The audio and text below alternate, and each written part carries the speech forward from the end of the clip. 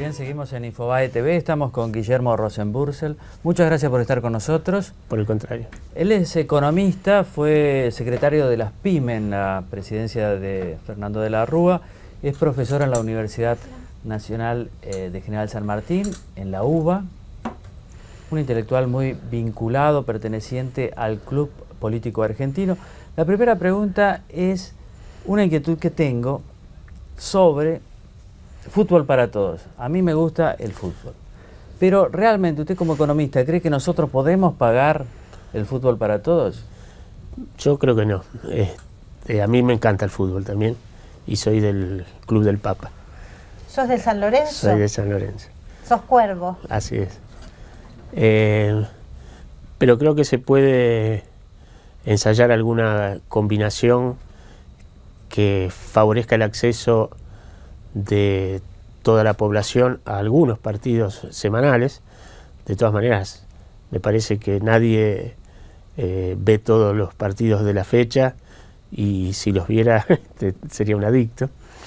Y entonces creo que se puede licitar periódicamente la transmisión de la fecha por la televisión paga y reservar para la televisión pública los 3-4 partidos importantes de la fecha, y con ese combo asegurar el financiamiento de la transmisión y garantizarle al conjunto de la población un número razonable de partidos.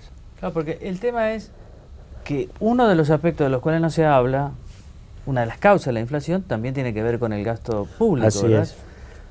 Y un país con tantos problemas que tiene que apelar a una devaluación que ha deteriorado tanto los salarios y las jubilaciones, ¿cómo puede darse el lujo de financiar cosas como el fútbol para todos?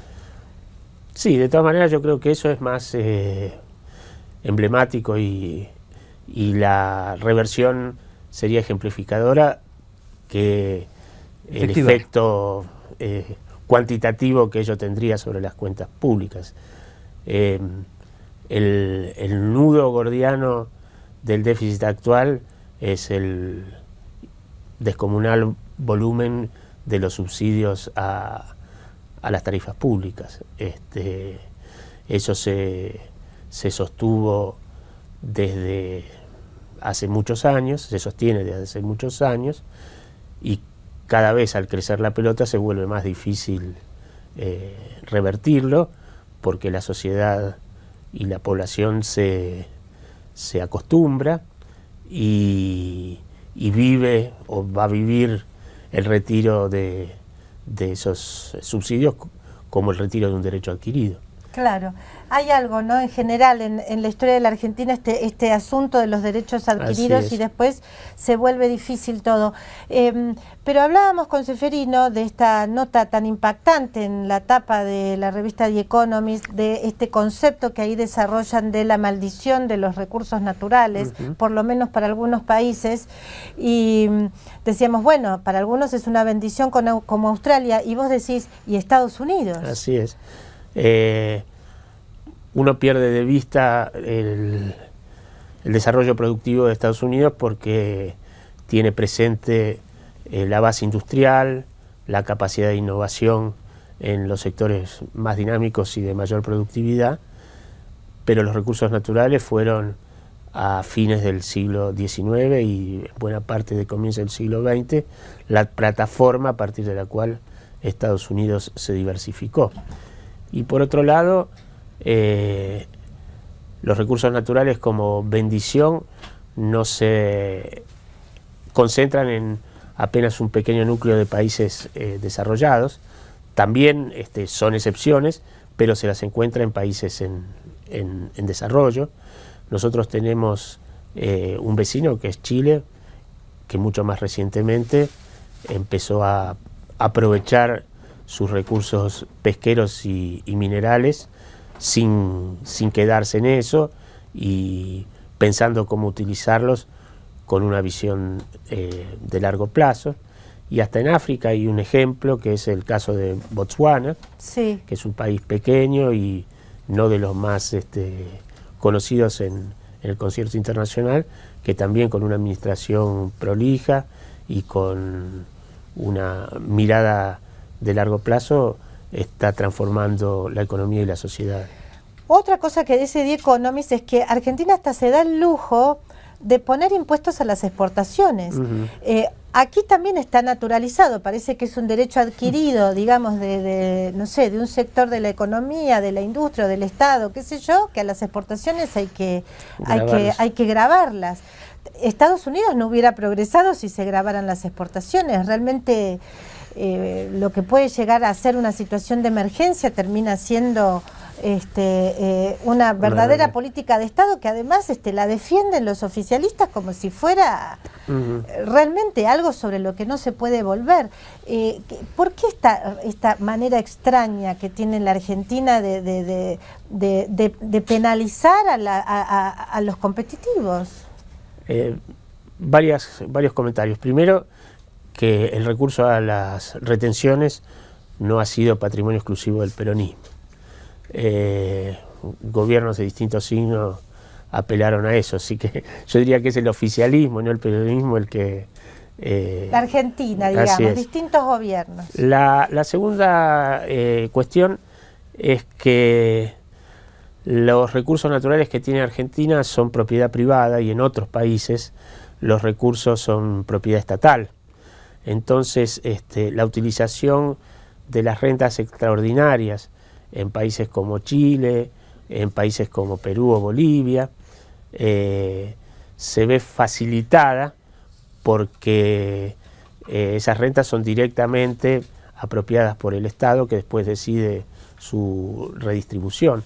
En Argentina existen rentas extraordinarias en la producción agropecuaria y es legítimo que una parte de esas rentas extraordinarias se distribuya al conjunto de la sociedad. Desde ese punto de vista, yo no criticaría gravar a esos sectores. Lo que sucede es que gravar a los exportadores es penalizar a los más productivos y a los más emprendedores y no hacerlo con los que mantienen las tierras ociosas o no se preocupan por... Claro, porque se puede gravar con más impuesto a las ganancias, pero digamos, yo creo que no porque tenés la capacidad por supuesto. de exportar. Sucede que es más fácil gravar a las exportaciones. Es más difícil hacer una modificación, imagino yo, del sistema impositivo. Así es, pero hay que hacerla, en algún momento hay que hacerla. Yo creo que tiene sentido, después de una crisis descomunal como la del 2001, claro, apelar a ese recurso.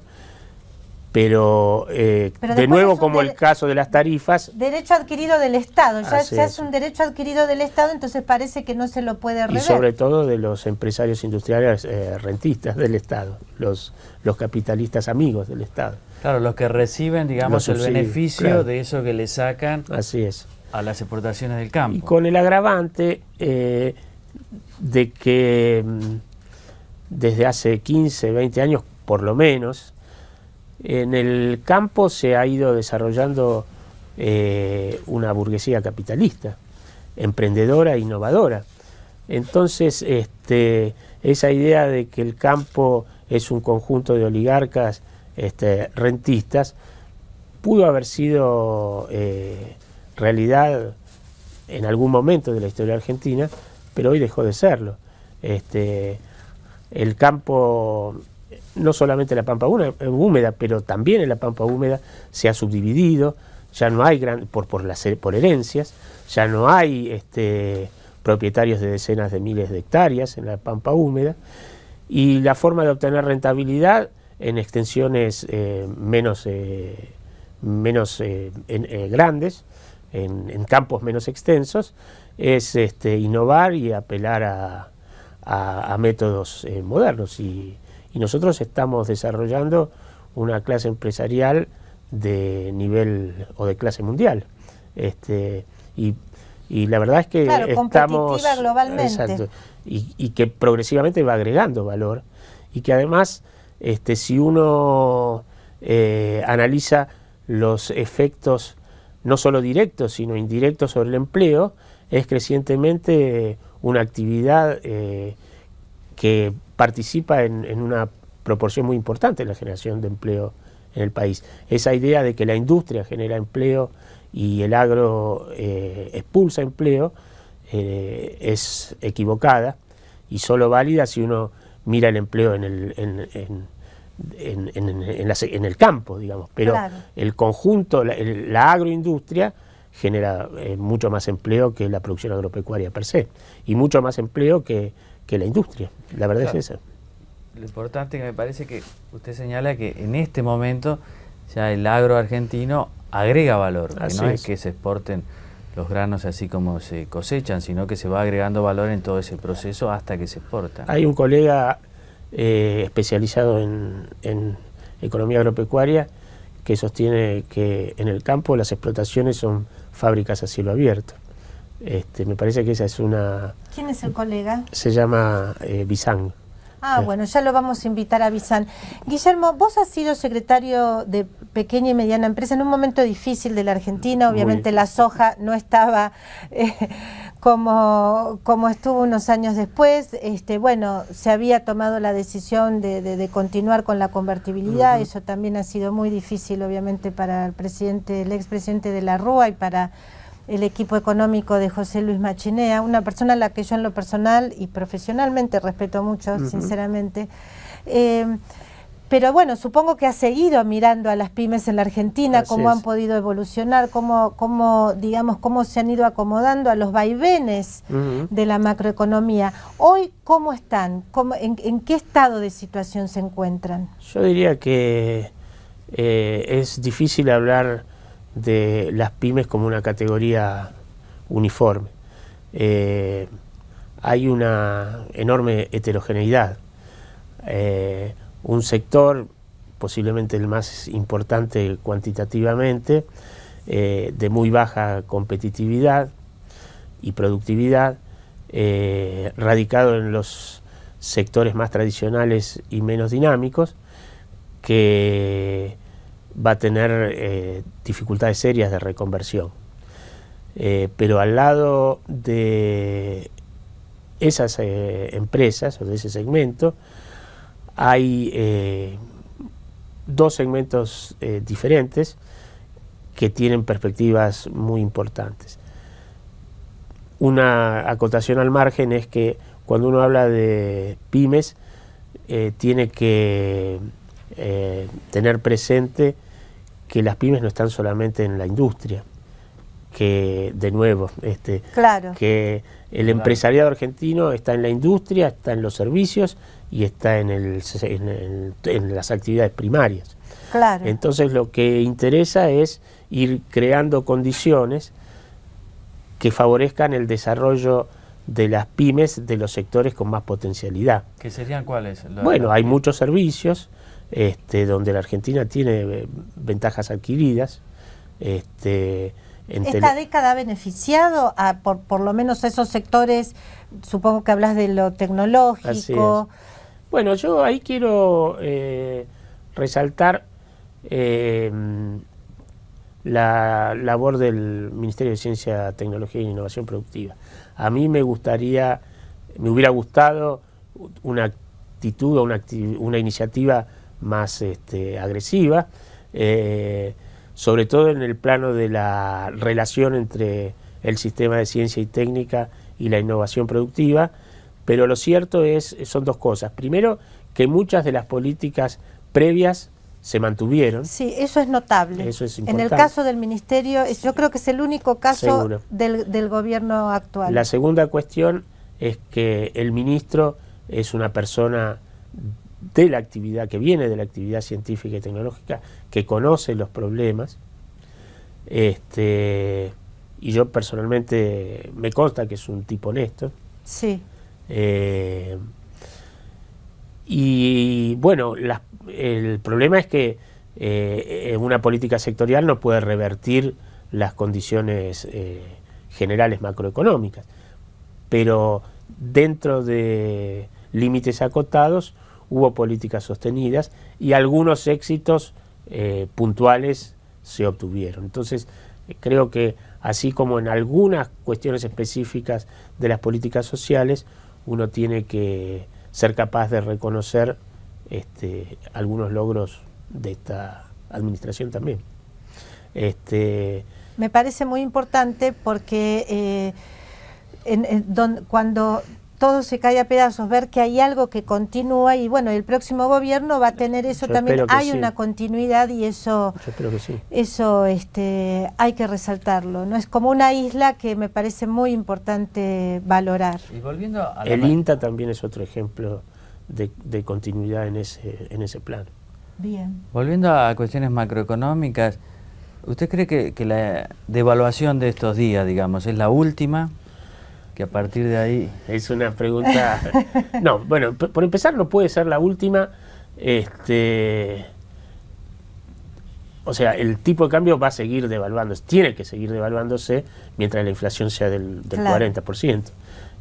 Todavía no sabemos de qué manera lo va a llevar a cabo este gobierno, pero sería nefasto que trate de clavarlo por un periodo prolongado en 8 pesos, cuando las expectativas de inflación superan largamente el 40%. ¿Y hay un plan? ¿Usted está viendo un plan contra la inflación, digamos? No, ese es el problema. Me parece que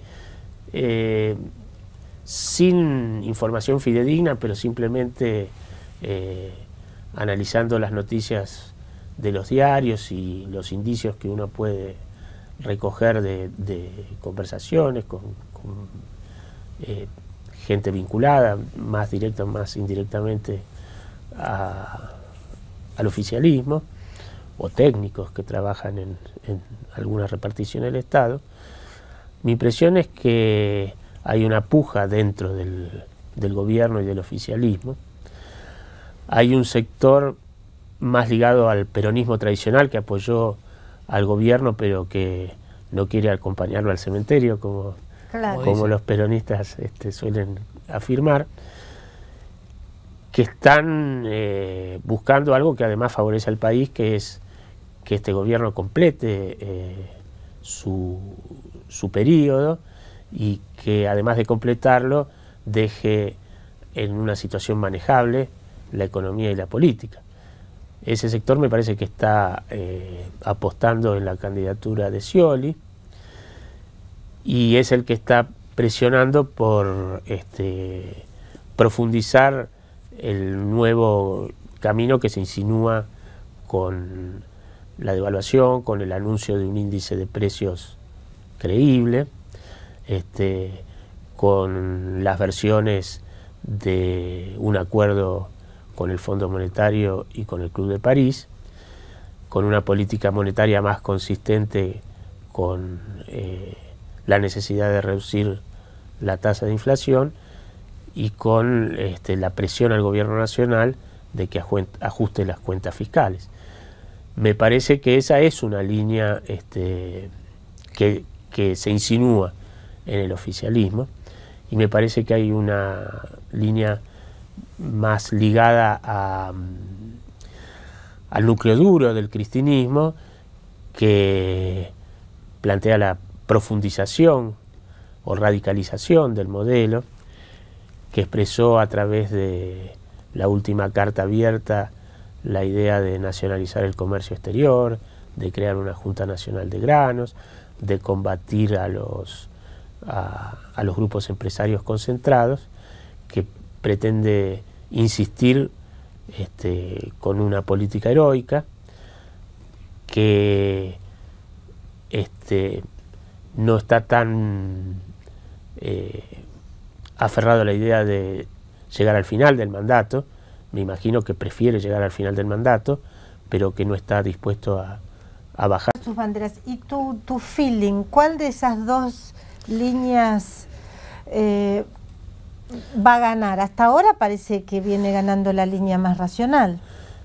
Parece que sí, porque el peronismo tradicional tiene un poder de presión importante, y además hay un argumento que yo no sé cuánto pesa, pero que seguramente el entorno de Cristina tiene que considerar, que es algún tipo de acuerdo bajo la mesa o algún tipo de transacción que los libere de pasear por los tribunales en el próximo gobierno insistentemente, digamos, ¿no? Entonces hay ahí un incentivo. Ahora, la verdad es que si uno no quiere, como creo que cualquier político sensato, que este gobierno termine antes, el poder de persuasión o el poder de presión que tienen esas medidas no es ilimitado.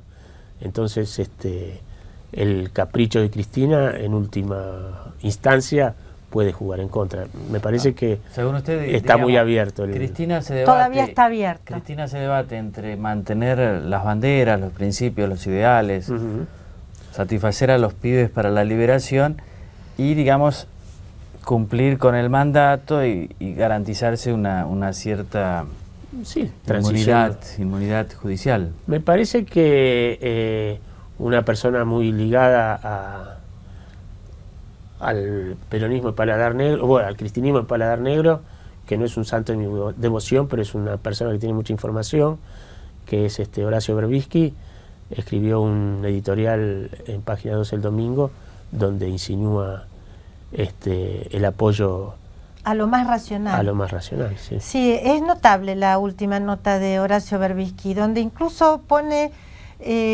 hincapié en, digamos, de algún modo se ríe de la carta abierta, ¿no? De las propuestas económicas que ya no funcionaron en la Unión, en la URSS, medio difícil que funcionen en la Argentina.